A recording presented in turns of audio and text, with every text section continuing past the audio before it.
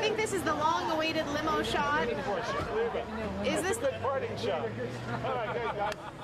Wait, long shot here, guys, but you know, we're like ready to go. The movie's like probably started a couple minutes ago, but he's got to be fashionably late. It's Leonardo DiCaprio in a blaze of light. This is really funny when it happens like this. Are we okay? We got to start. We'll bring him back out. We'll bring him back out.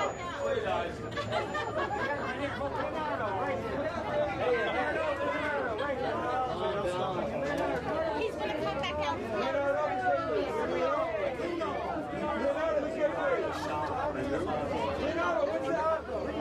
going to come back out. Let's go then. Let's do it. They're promising that they're going to bring him back out. They promise, Leonardo, you have to come back out. They promise.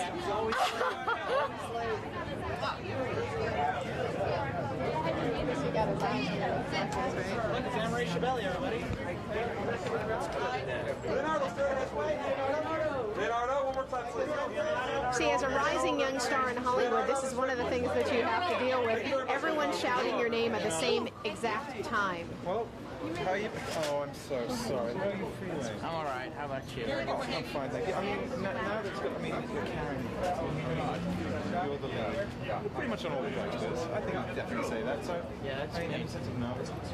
Yeah. Just as far as, you know, I don't know. No, I think the movie's good, and if the movie's good, people are going to watch it, and that's what I care about. You know what I mean?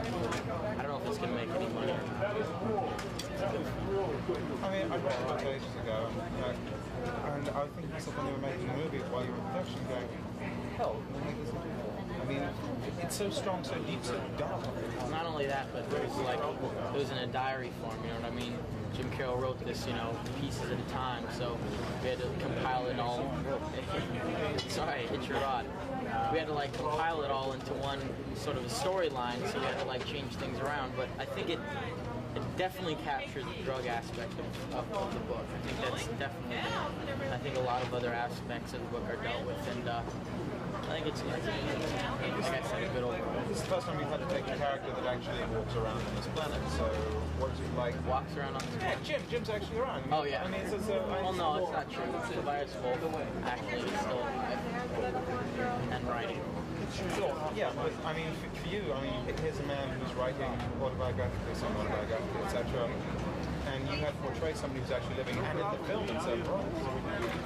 Well, Jim obviously is a lot different now than he was back then at this time, but, you know, he was around a lot, and he was around watching the filming, and he gave me a lot of good advice as far as what to do, the whole, you know, being from LA and everything, sort of getting the whole New York vibe as well was something I had to, Jim taught me a lot about, you know.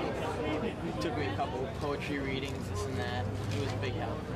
Okay, I think I'll let them have you for the rest of the time. All right. Leonardo. You're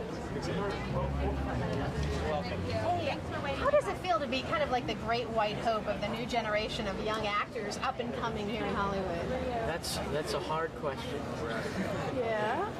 Well, you know, I don't know if I am, but if that's what people are saying about me, it's definitely a good thing, and it's not a bad thing. But even in your coming out role, What's Eating Gilbert Grape, I mean, it seems like people want to challenge you with these intense emotional roles. How do you handle that? I don't think it's necessarily people wanting to challenge me, but I just want to try as many different types of things as possible, and that's why I've been doing sort of the roles I've been doing for that specific reason. You know, I see a character that, like especially with this movie, you know, just the whole drug aspect and the whole sort of changing into the surroundings of, you know, what Jim Carroll's life was about was a big challenge for me. And I want to challenge myself is what I'm saying. I want to, you know, keep on stretching as an actor. I don't want to get other people's pressure involved. I mean, my pressure on myself is enough. Yeah, oh, definitely. Do you find that you get approached with playing like these angry young men characters, and do you think today's youth is angry or confused? Today's youth, yeah, I think we're confused, definitely, you know. The X generation is what they call us. Well, I think I'm the Y generation, because, you know, the X generation is a couple years older, but I'm the Y. Oh!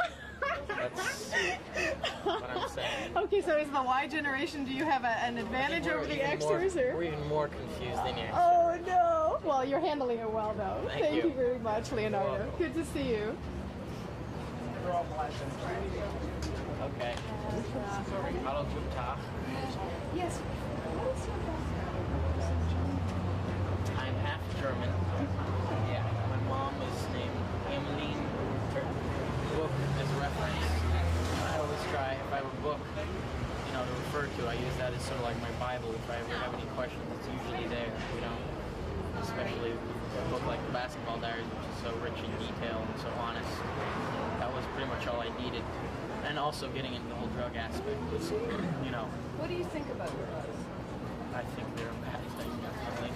And I think anyone who sees this movie will agree with me that, if you're thinking of trying heroin at all, it's probably not the wisest choice. You're very welcome. Hi, how are you? Hello, how are you? Should we do a little